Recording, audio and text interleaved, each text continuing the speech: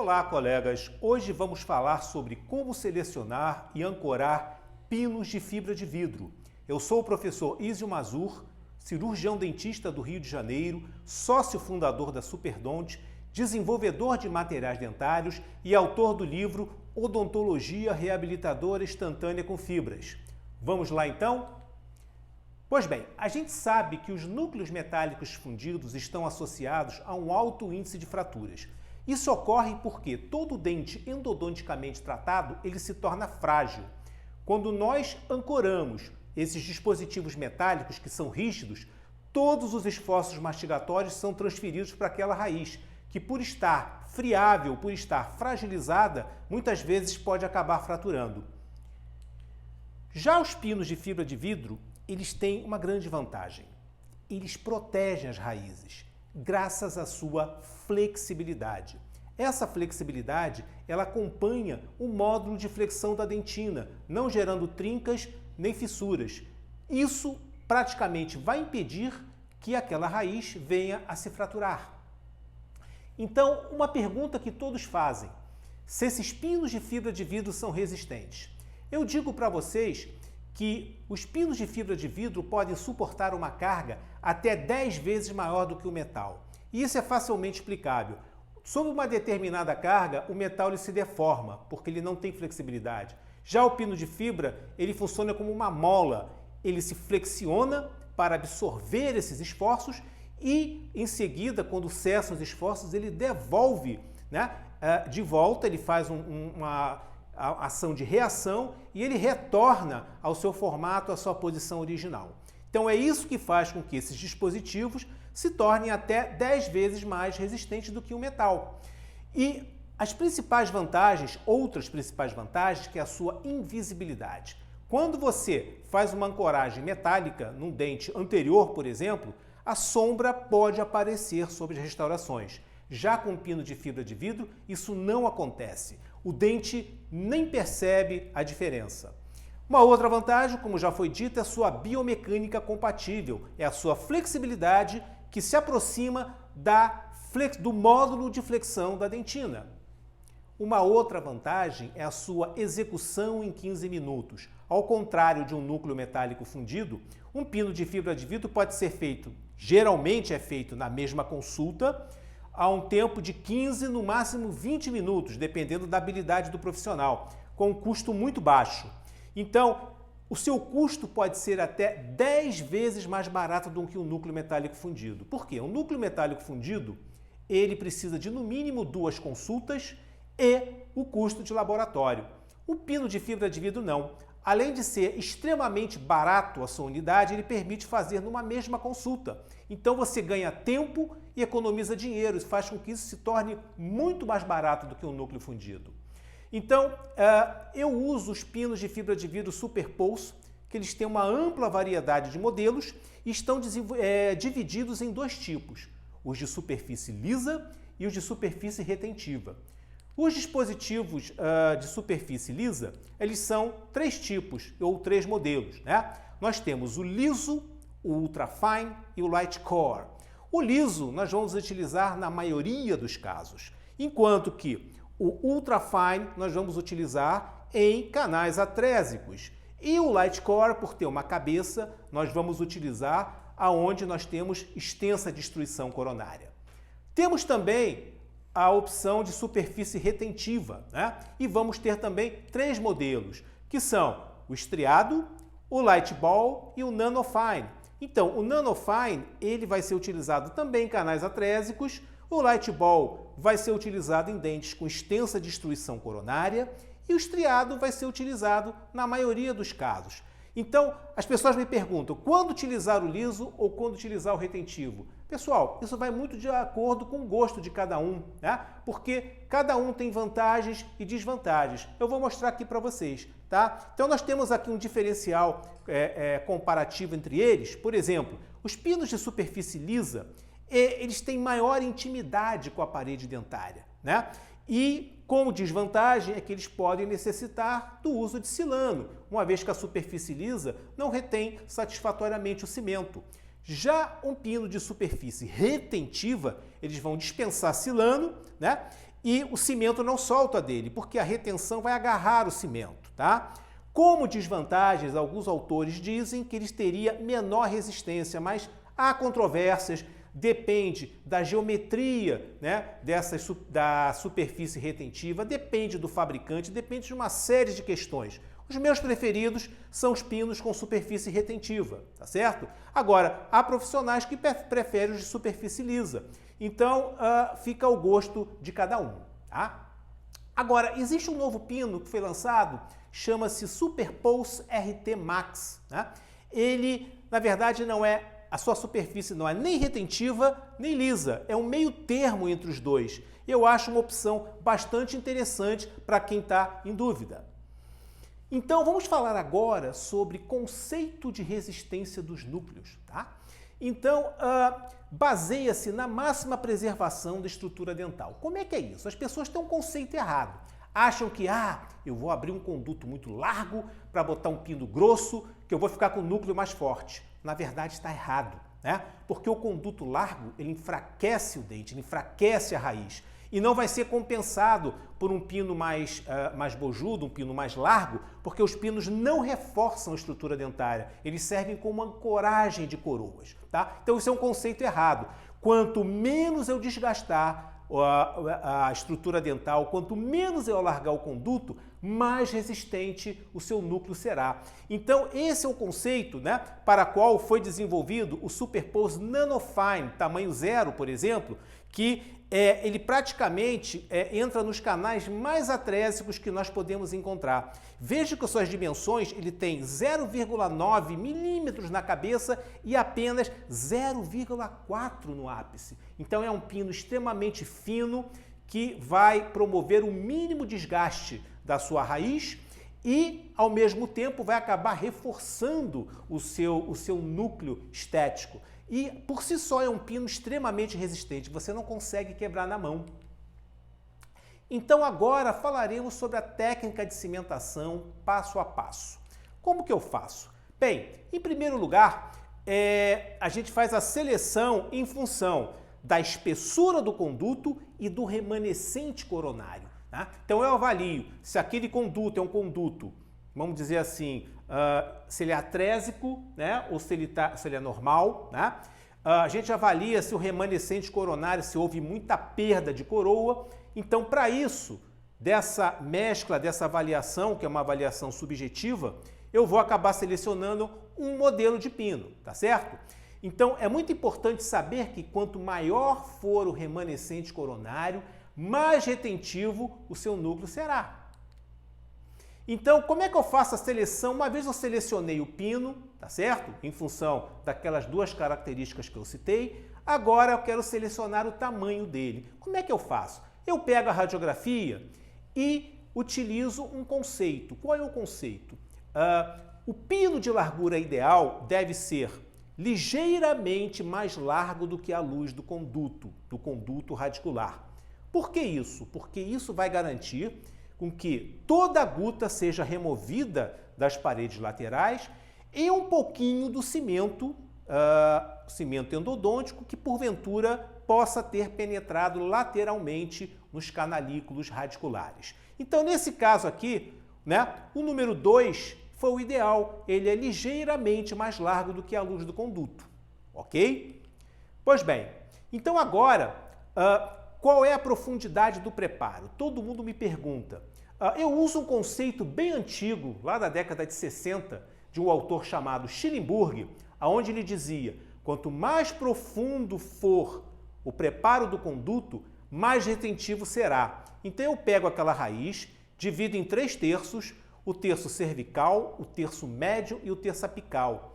Preparo o terço cervical e o terço médio. O terço apical não. O terço apical deve ser preservado para a obturação de guta. Se eu invadir o terço apical, eu posso vir a ter uma retroinfiltração bacteriana e você perder o seu tratamento endodôntico. Pois bem, então o início do preparo, como eu faço? Primeiramente eu seleciono uma broca de Gates. Por que a broca de Gates? Porque a broca de Gates é uma broca segura, é uma broca que não desvia do conduto, é uma broca que não perfura a raiz. Então eu faço somente a remoção de guta com essa broca de gate e em seguida eu faço o alargamento com a broca de piso. Tá? A broca de piso não deve ser utilizada inicialmente porque ela pode provocar desvios do conduto e, nos casos mais extremos, até perfuração radicular. Você pode também utilizar somente a broca de largo, fica a seu critério. Normalmente eu consigo fazer mais de 95% dos meus preparos com a broca de gate e piso número 2 e 3. Geralmente dá para todos os casos, tá?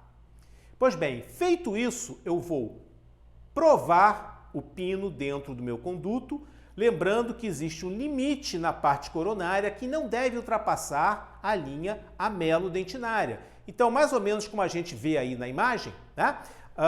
Essa é uma posição mais ou menos próxima da linha amelo-dentinária. E nós não podemos esquecer de um princípio, que é um princípio de física, que é um princípio mecânico, que muitos esquecem de levar em consideração, que é a proporção XY. O que é a proporção XY? X é a parte do pino que está inserida totalmente dentro do dente.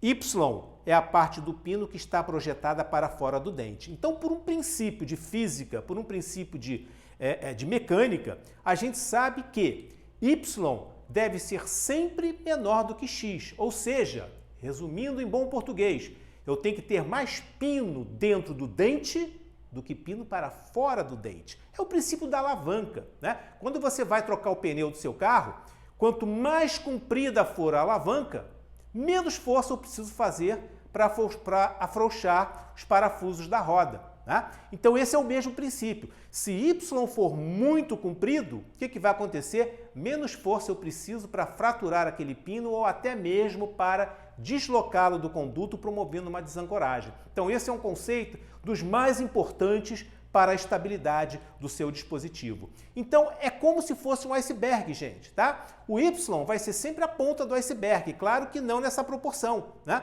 Mas pensando sempre assim, quanto maior for X em relação a Y, mais estável fica. É por isso que o iceberg é estável, ele flutua. Então, em odontologia é assim, um pequeno detalhe faz uma enorme diferença. Pois bem, uma outra coisa que vocês devem prestar atenção é que os dentes endodonticamente tratados possuem dentina seca. Tá? Por que isso acontece? Porque o dente endodonticamente tratado perde vasos sanguíneos, vasos linfáticos, ele fica desidratado e se torna friável, tá certo? Então, para isso eu tenho que utilizar um adesivo especialmente formulado para dentinas secas. Tá?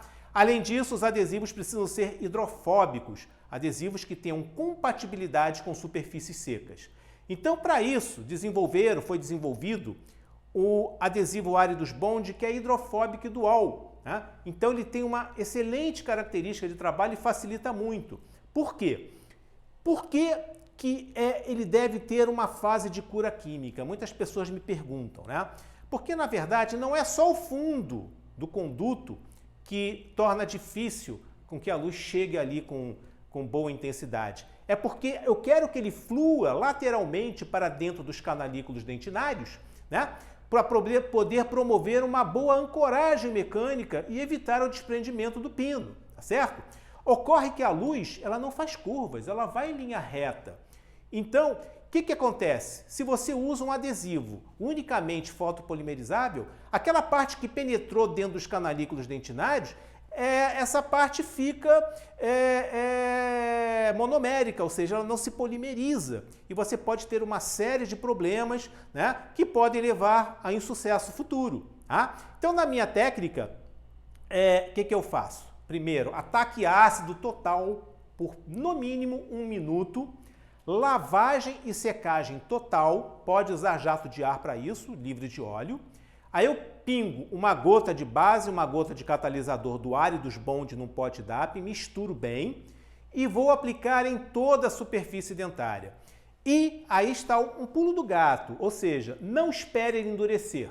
Tá? Porque se você esperar ele endurecer, dentro de 3 a 4 minutos, você pode ter um fechamento da luz do conduto e isso poderá impedir a ancoragem futura do pino, ou seja, o pino não vai entrar. Então, nesse caso, quando eu imediatamente após aplicar, eu tenho um tempo longo de trabalho, tá, gente? De 3 a 4 minutos é suficiente, é tempo suficiente para eu misturar o cimento resinoso e levar para dentro do conduto juntamente com o canal. Então é isso que eu faço. Eu uso como cimentação o Superpose Core Cement, que é um cimento resinoso dual, né? Que ele é extremamente interessante, né? Porque ele é 3 vezes mais radiopaco que o alumínio, tem um ótimo custo-benefício e também porque ele permite a construção do núcleo coronário, né? E ele foi testado com esse adesivo óleo dos bondes juntamente com pino. Então o que ocorre? Você tem uma compatibilidade total, né? Como você também pode usar o Superpose Cement, tá certo? São ótimas opções para você cimentar o pino. Então, resumindo, ácido, lavagem, secagem, aplicação do adesivo, não espero ele endurecer, levo imediatamente, né, o pino junto com o cimento para dentro do conduto e só a partir daí que eu vou fazer a fotopolimerização. Tá legal? Então, como é que a gente faz essa fotopolimerização? Primeiro, eu fotopolimerizo através do pino, tá? Aí, 40, 60 segundos, não sejam econômicos no tempo de fotopolimerização. Quanto mais profunda for a fotopolimerização, mais rápida será a polimerização dual do cimento. Depois eu polimerizo pela linha de cimento palatina e pela linha de cimento vestibular. O importante é conseguir, ali na entrada do conduto, né, formar um tampão. Por quê? Porque esse tampão vai criar uma área de anaerobiose dentro do canal e isso vai acelerar, juntamente com o catalisador, a polimerização total tanto do cimento quanto do adesivo, tá? E aí nós vamos ter a formação de um corpo único. Com essa técnica, dificilmente seu pino irá soltar, dificilmente seu pino irá desancorar. Eu nunca tive um insucesso utilizando essa técnica. Pois bem, e aí a gente vai construir um núcleo coronário, tá? A gente pode fazer com o próprio Superpose Core Cement ou quem quiser pode fazer com resina, fica a seu critério, tá? E vou mostrar agora, né, um caso que eu fiz há muitos anos, um dos meus primeiros casos, aonde foi um caso muito crítico, aonde nós não tínhamos praticamente nenhum remanescente coronário, quase, e era um dente com 2 raízes, tá? Então vejam só, na época eu utilizei, né, o pino cônico estriado, né, que tinha sido lançado. Vejam só a imagem, né, vista, nós conseguimos ancorar, estamos provando os 2 dispositivos, tá? Veja a vista por um outro ângulo. Agora, já depois de seccionar, depois de cortados, vejam que eu não tenho muito compromisso com o pino estar muito apertado dentro do conduto, porque eu também quero deixar espaço para o adesivo e para o cimento, sem o qual muitas vezes eu posso não ter um sucesso, mas também você não pode exagerar. O pino não pode ficar totalmente solto e sambando lá dentro, tá? Pois bem, depois foi feita a cimentação e a construção do núcleo coronário, tá? Agora, um detalhe muito importante ali na cervical é que o término do preparo deve ser sempre feito em dente, porque isso vai garantir o quê? A formação de férula e o término da minha futura coroa estará sempre abraçando o dente. Muitos insucessos acontecem quando se faz o término em cima do núcleo, tá? E isso acaba gerando torções, né, e flexões que vão realmente podem gerar danos na linha de cimento e provocar a desancoragem do dispositivo, tá? Então esse caso foi executado em 2003. Estamos falando aí de mais de uma década, né? Quase 20 anos aí de utilização com sucesso total. Portanto, tudo que é feito dentro da técnica, utilizando material de qualidade, tá certo? Com bastante critério e a indicação correta, não tem por que dar errado.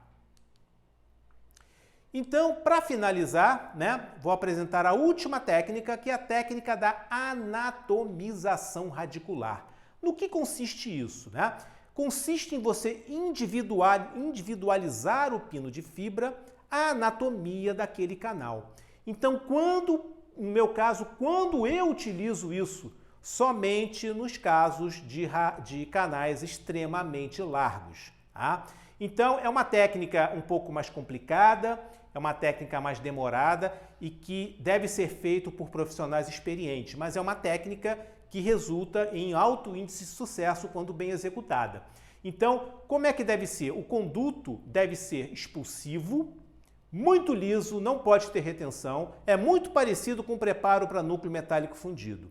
Uma vez que eu consigo esse núcleo, esse conduto, expulsivo e liso, eu vou fazer uma canaleta, no sentido longitudinal da raiz, porque ela vai servir de guia para quando eu preparar o meu pino moldado, ele possa seguir numa posição correta.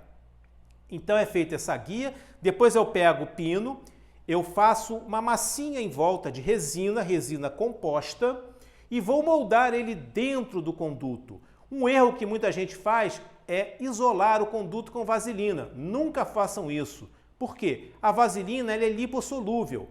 Você não vai conseguir removê-la do conduto depois. E ela vai formar um filme que vai impedir a adesão do adesivo na raiz. Então jamais utilizem a vaselina. No seu lugar, utilizem um adesivo de características hidrofílicas, como por exemplo o gel KY, que você joga água, ele se dissolve e você lava completamente e não ocorre nenhum problema na adesão.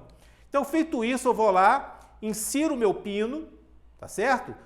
No meu conduto já isolado com gel KY ou similar, puxo, ou melhor, antes de puxar, eu dou uma pré-polimerizada de 20 segundos para conseguir aí um pouquinho de enrijecimento daquela resina, puxo e polimerizo por fora muito bem, tá? Então nós vamos ter isso que vocês estão vendo na imagem, que é o pino totalmente anatomizado. Reparem naquela linguetinha ali na entrada, que é a minha canaleta que vai me dar a direção certa quando eu for cimentar, não vou ter problemas de cimentação.